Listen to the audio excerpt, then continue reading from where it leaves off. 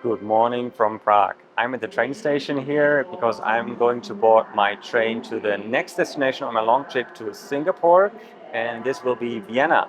I didn't sleep very well last night. My hostel neighbors were quite noisy. Some were snoring. One guy was packing his stuff and going in and out at 3 a.m. in the morning. Even earplugs didn't help, but maybe I can catch some sleep in the train. The direct train from Prague to Vienna takes 4 hours and I booked the ticket 2 days in advance for €27.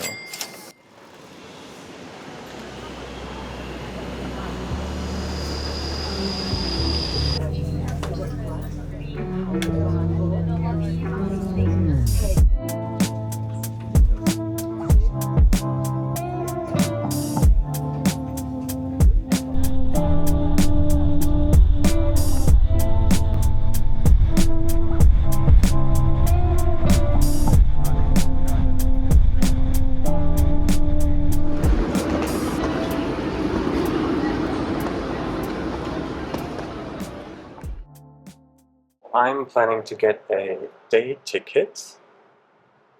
Let's see, English. 24 hours Vienna. Of ticket is €8. I buy the ticket.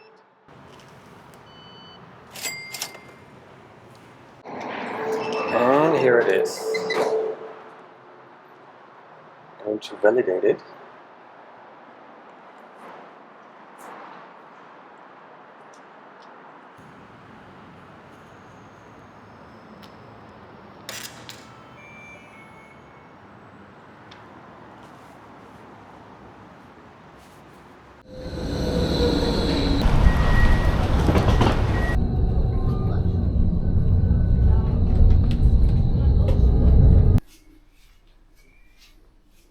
I'm staying in a 12-bed dormitory for €26 per night in a hostel that is not very close to the city center.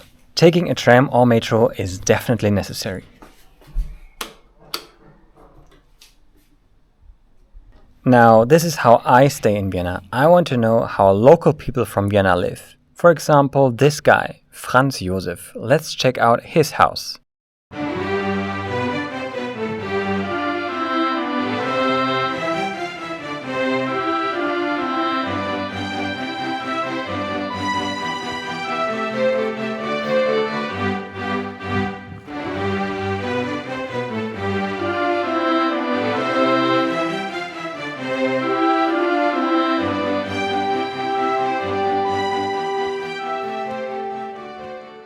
I start my day in Vienna at one of the most famous places in Austria, Schönbrunn Palace, the former Imperial summer residence. The earlier mentioned Franz Josef, who was the Emperor of Austria, was born here and died here. The main palace was built in the 17th century, received some remodeling 100 years later, and nowadays it's a UNESCO World Heritage Site. It has over 1,400 rooms and even Mozart performed here.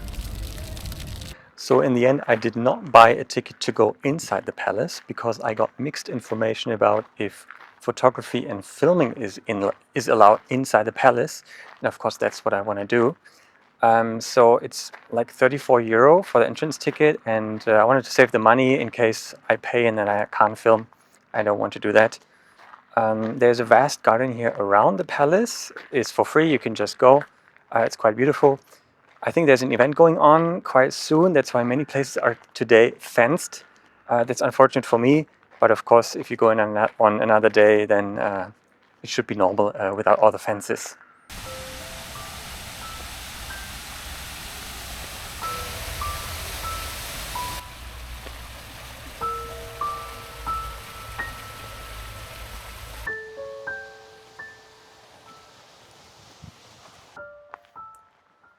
Right next to the big path, there are also some small alleys or small paths. There's nobody here.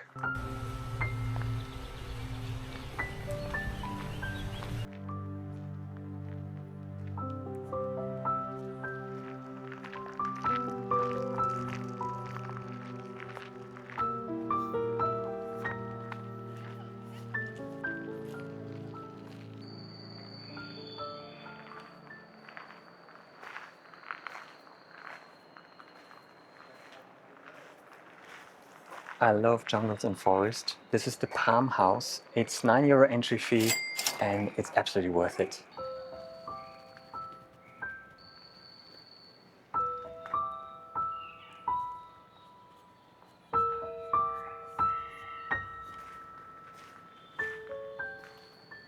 So unfortunate that you cannot go up here. That would be so nice.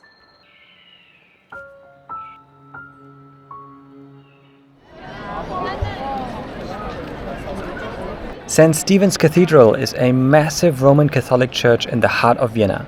The first structure was already built in the 12th century, but as we know it now, 136 meter high, the construction was finished in the 16th century.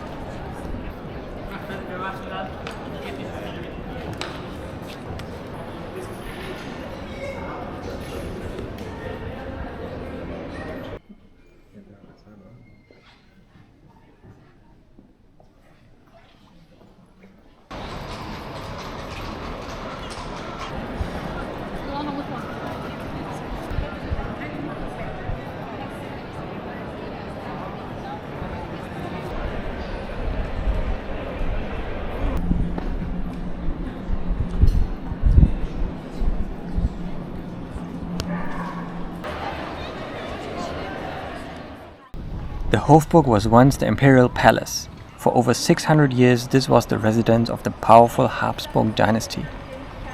Today it's home to Austria's president, the Spanish Riding School and several world-class museums.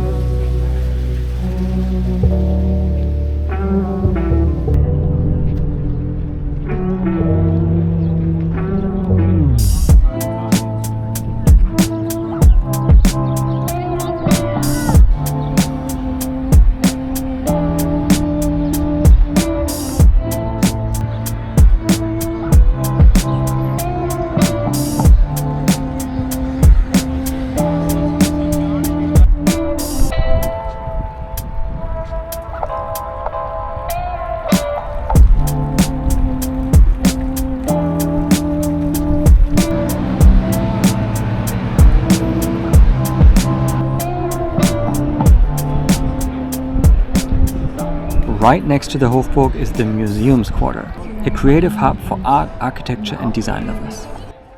Here you'll find, for example, the Leopold Museum, Austria's top museum for modern art.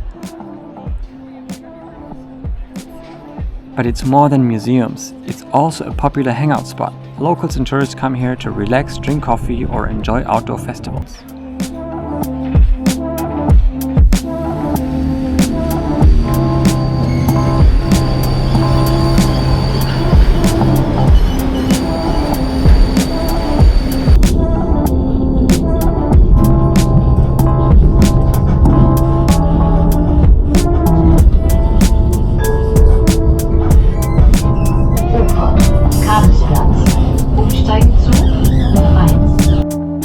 Welcome to one of Vienna's most colorful landmarks, the Hundertwasser house. Built in the 1980s, this quirky apartment complex was designed by artist Friedensreich Hundertwasser, who believed straight lines were godless and immoral.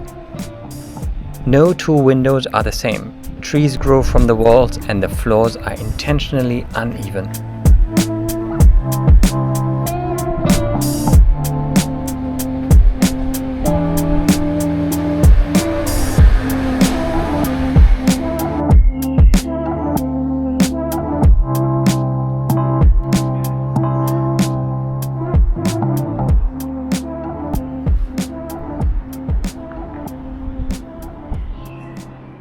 My day in Vienna is coming to an end.